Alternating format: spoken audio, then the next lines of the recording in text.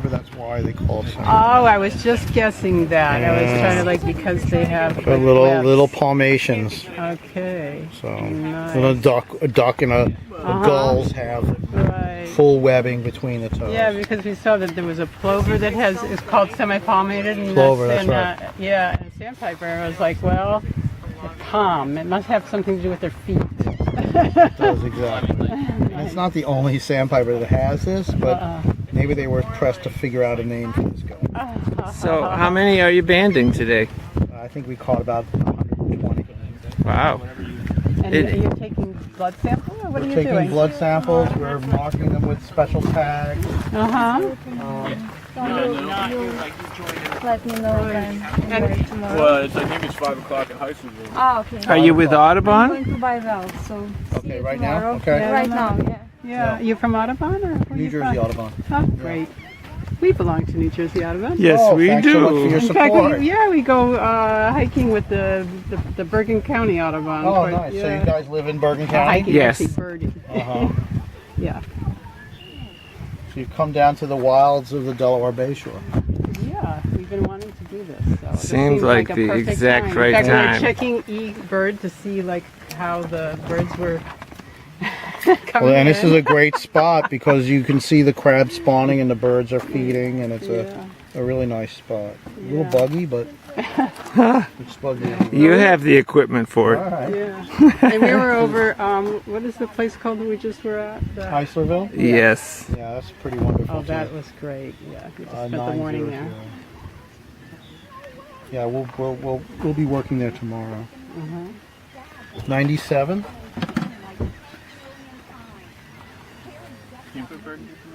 So this is the birds in breeding plumage now. This is not what they look like in the winter in South America. So all those orange fringed feathers, those are all brand new breeding plumage feathers. Well, how long have you been doing this? No, I don't know, 15 years. And they get the same breeding plumage on the, some of that orange fringed feathers on the head and on the ear. Those feathers feel so nice on your hands. I don't know, they usually poop on my hands. It doesn't feel nice, but I think it's sort of an occupational hazard.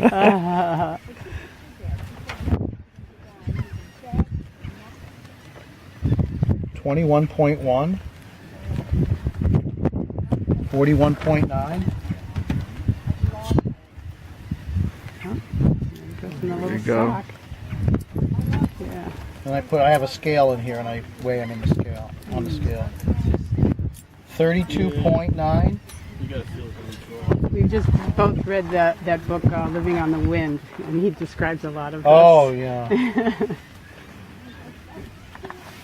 Yeah, these guys are. They spend the winter in South America in the tropics mostly. Yeah, amazing migration. Okay, I gotta start a new string. Should be the same prefix 2601. 32.9.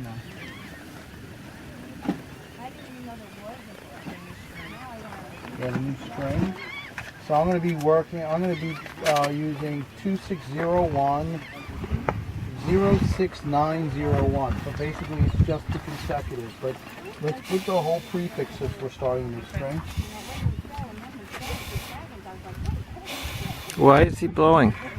He's looking for the fat that's under the skin. So birds don't have any pigment in their skin, or at least these guys don't. And so you can see the fat under the skin that they're accumulating. They're accumulating by eating food here, and then that's the fat that fuels the migration to the breeding ground.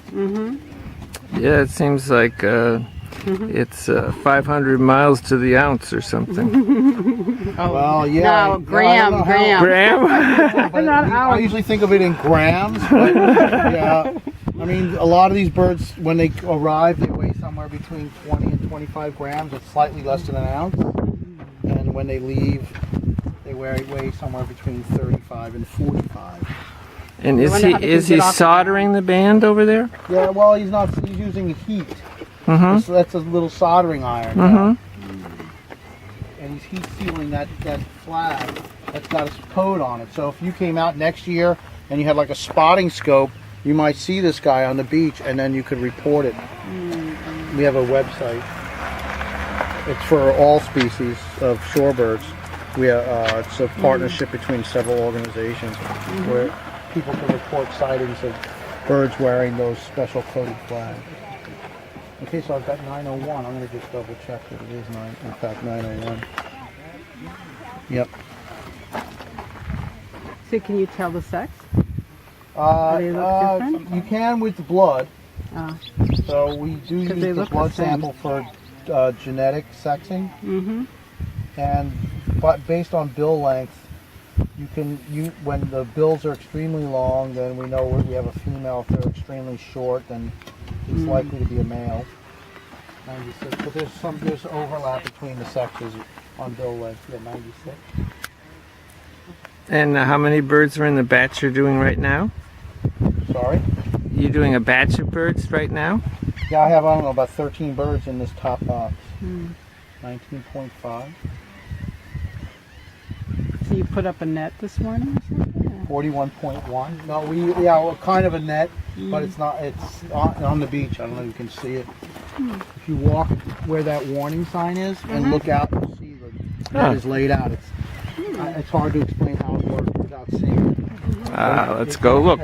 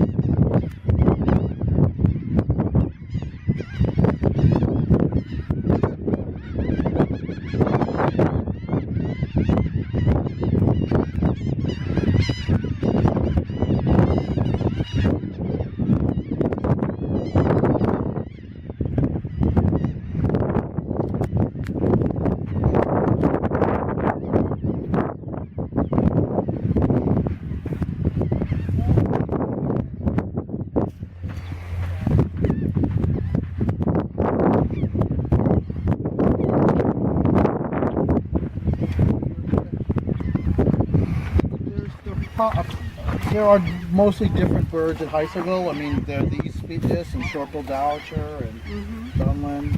Today we caught dunlin and about 100 of these guys.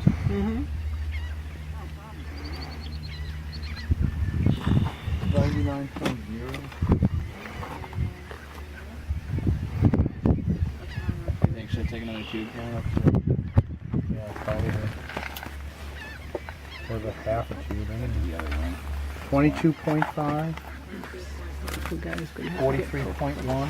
Yes, I see. So this is probably a female because she's got a very long bill.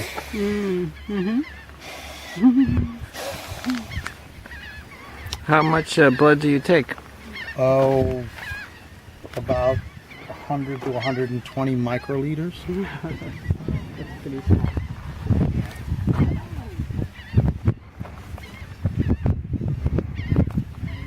And do you send it out to be analyzed?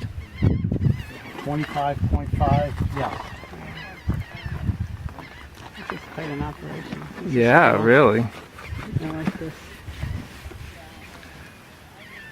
When I was talking to my aunt about all our birding and stuff, she said, well, I know you really lost it if you start going out banding birds.